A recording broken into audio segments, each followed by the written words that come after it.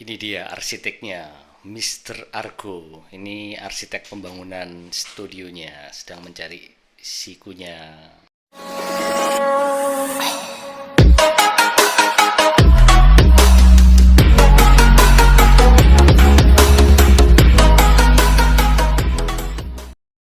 Halo semuanya, selamat pagi. Hari ini saya coba membuat vlog tentang membuat studio musik. Kebetulan ini sekolah saya lagi membuat. Di sini saya akan mengenalkan beberapa material untuk pembuatan studio musik. Ayo kita simak, ayo. Ya, ini bahan-bahannya. Kita mulai dari sana dulu ya. Di sini bahannya banyak sekali. Ini alat-alatnya. Ini lokasi pembuatannya. Kita mulai dari peredamnya dulu. Nah, ini sekarang kita akan lihat peredamnya. Untuk peredam utamanya biasanya paling banyak digunakan pakai karpet. Nah, karpet seperti ini. Tapi ini tidak bisa juga sih, tapi tidak disarankan. Ini karpet ukuran tebal ya. Ini berapa mili? Ini sekitar 5 mili. Untuk standarnya untuk pembuatan studio musik kita pakai bahan dari impor dari luar negeri, namanya rockwool. Nah, ini bahannya seperti ini.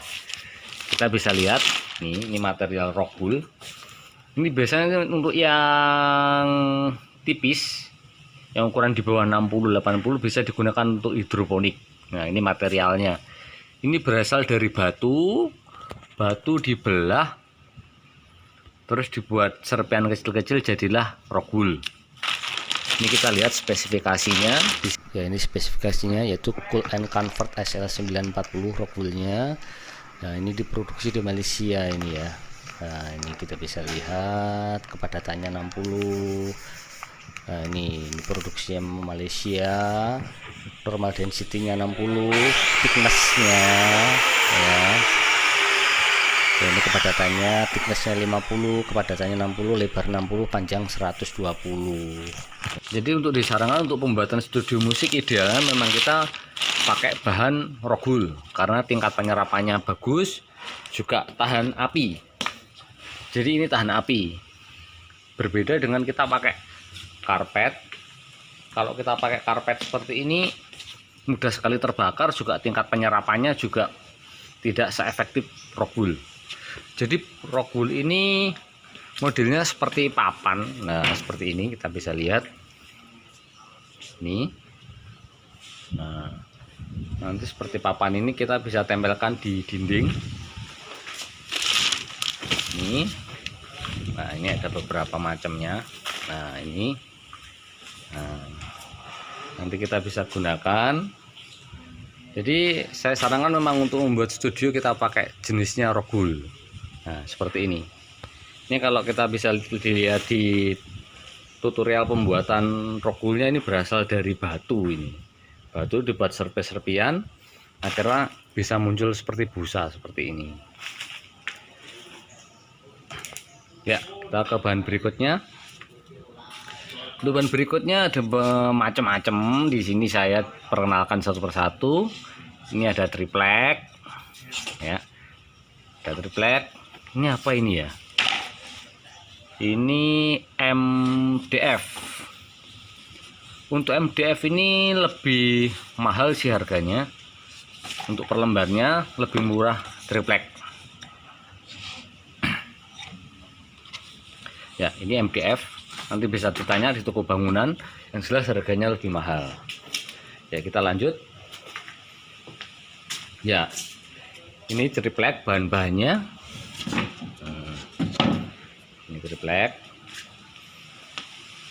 Untuk pembuatan studio musik kita idealnya paling banyak memang menggunakan dari bahan-bahan kayu. Nah, seperti ini. Ya, nanti untuk dipotong-potong untuk proses pembuatan akustiknya.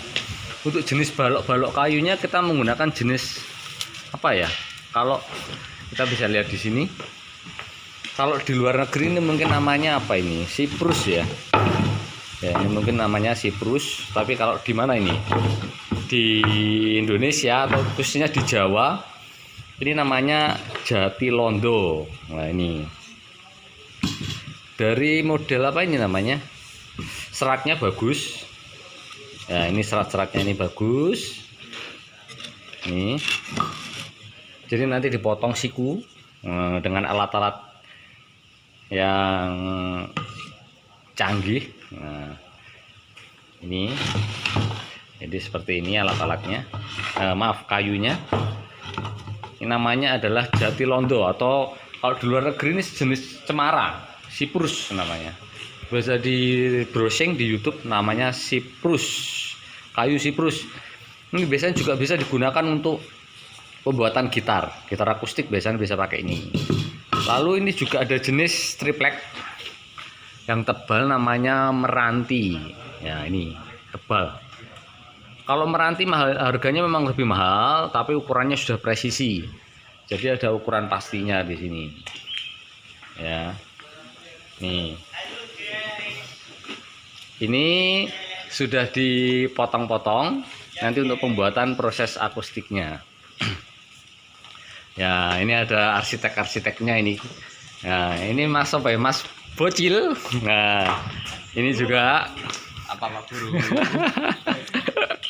Ini nanti kita juga bisa lihat ke dalam untuk proses pembuatan studionya. Ini adalah nanti untuk material-material untuk pembuatan akustiknya. Nah,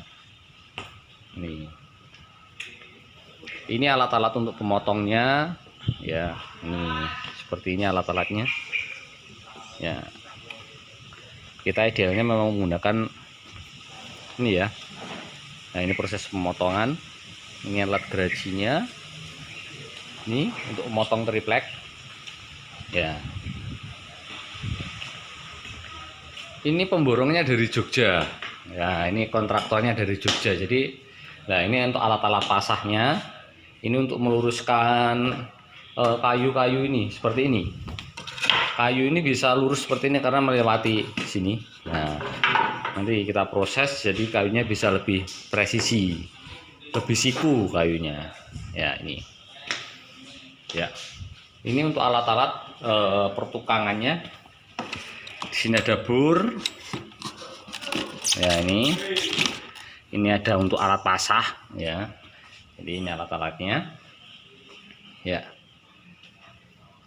Ini ada juga alat yang baru untuk meluruskan kayu ya. Ini ya. Nah, ini proses pembuatan studionya. Kita mulai masuk ke studionya. Ini tampak dari depan. Ini masih proses pengecatan ya. Ini kita akan temui arsiteknya ini. Ini arsiteknya dari Jogja ini ya. Ini arsiteknya ini dari Jogja ini. Namanya ini Mr. Argo ini ya. Jadi silakan teman-teman kalau ingin membuat studio silahkan. Halo Mas. Nah, ini proses. Nanti kita akan lebih detail lagi pada segmen berikutnya ya. Ini sekilas saya tunjukkan untuk bahan-bahannya, untuk proses pembuatannya pada segmen berikutnya ya. Ini oke. Terima kasih.